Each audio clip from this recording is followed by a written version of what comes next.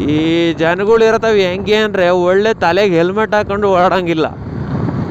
ಒಳ್ಳೆ ಕಲರ್ಫುಲ್ ಹಾಕಿ ಇರೋ ಅಂಥ ಹೆಲ್ಮೆಟ್ ಹಾಕೊಂಡು ಏನಾರು ಓಡಾಡಿದ್ರೆ ನೋಡೋ ಒಂದು ಶೋಕಿ ನೋಡು ಎಂಥ ಜಾತ್ರೆ ಹೆಲ್ಮೆಟ್ ತಗೊಂಡು ಓಡಾಡ್ತಾನೆ ಅಂತಾರೆ.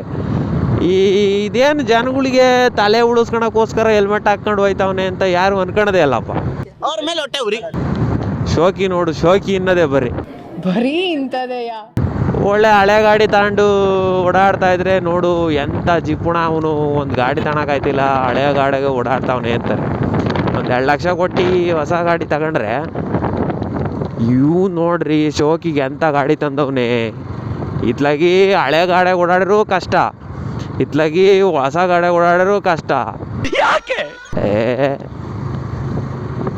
ಒಳ್ಳೆ ಬಟ್ಟೆನೂ ಇಕ್ಕಂಗಿಲ್ಲ, ಹಳೆ ಬಟ್ಟೆ ಹರಿದೋರಿರೋಗೂ ಹಾಕ್ಕೊಂಡು ಓಡಾಡಂಗಿಲ್ಲ. ಈ ಜೀನ್ಸ್ ಪ್ಯಾಂಟ್ ಎಲ್ಲ ಹರಿದೋಗಿರೋ ತಗೊಂಡ್ರೆ ಇದ್ಯಾಕೆ ಈ ಪ್ಯಾಂಟ್ ತಗೊಳಕ್ ಹೋದೆ, ಇದಕ್ಕಿನ್ನ ಹೊಸ ಪ್ಯಾಂಟೇ ಬರೋದಲ್ಲ ಅಂತಾರೆ.